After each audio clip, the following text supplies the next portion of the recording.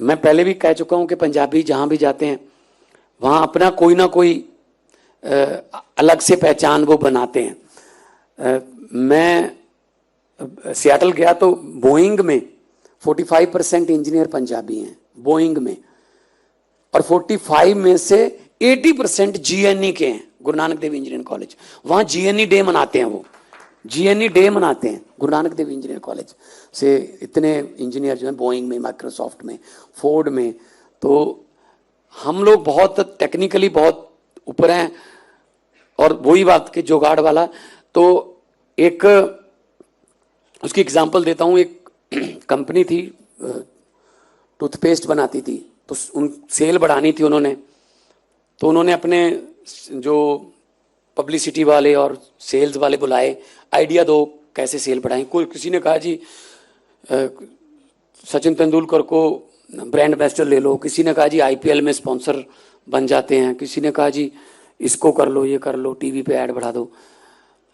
तो एक पंजाबी बैठा था, उसने कहा जी कुछ करने की जरूरत नहीं है, लेकिन एक चीज मैं आपको बताऊंगा, जो बताऊंगा उससे पहले आपको मेरे से एग्रीमेंट करना पड़ेगा, जितना फायदा होगा उसमें से 20% मेरा हिस्सा होगा। कहते बताइए। मैंने कहते बताऊंगा तो तभी ना, जब एग्रीमेंट करोगे, बताने से तो आइडिया लीक हो जाएगा। पैसा कोई नहीं लगेगा आपका जी।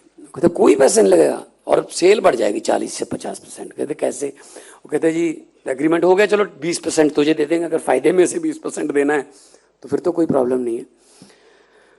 तो उसने कहा जी जो हमारा भी जो ट्यूब बनती है हमारी टूथपेस्ट वाली, इसका मुंह बहुत बहुत तंग है और थोड़ा सा जोर लगा के ऐसे ब्रश पे डालना पड़ता है। लोगों को आदत पड़ी हुई है सर, थोड़ा सा मुंह खुला कर दीजिए, वो उतनी फोर्स से ही खोलेंगे, इतना आएगा सर।